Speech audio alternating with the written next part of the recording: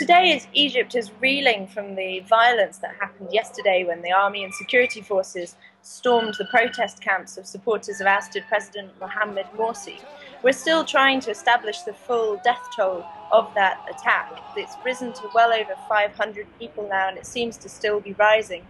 There are corpses being found in mosques around the city.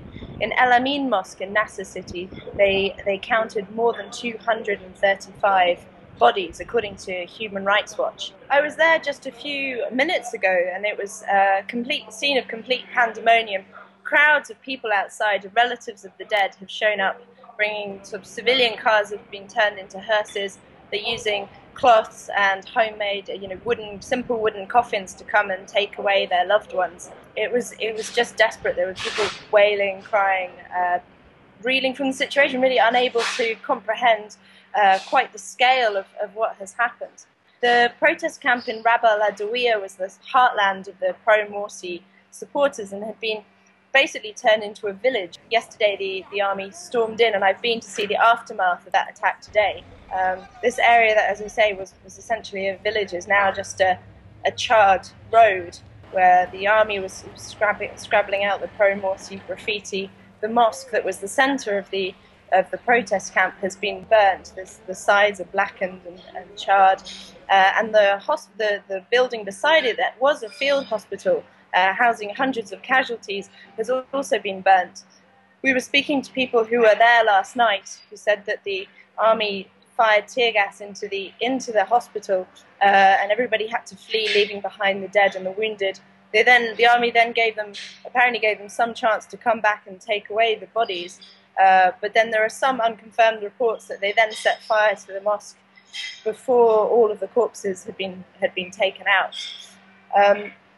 So it's really the worst violence that Egypt has seen, certainly since the ousting of President Hosni Mubarak in 2011. And the big question now is, how is the Muslim Brotherhood going to react? The violence has spread outside of Cairo. In Giza, the governorate building was set on fire, and there's also a report that a government building has been set on fire in Cairo itself.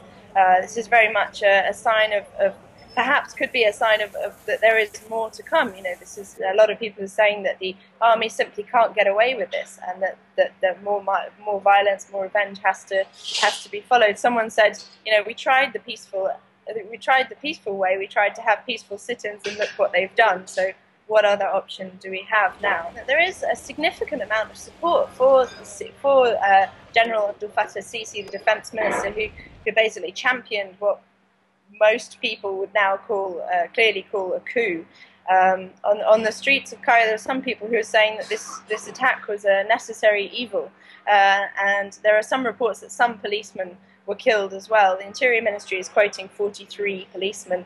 I spoke with a police commander today at one of the police funerals.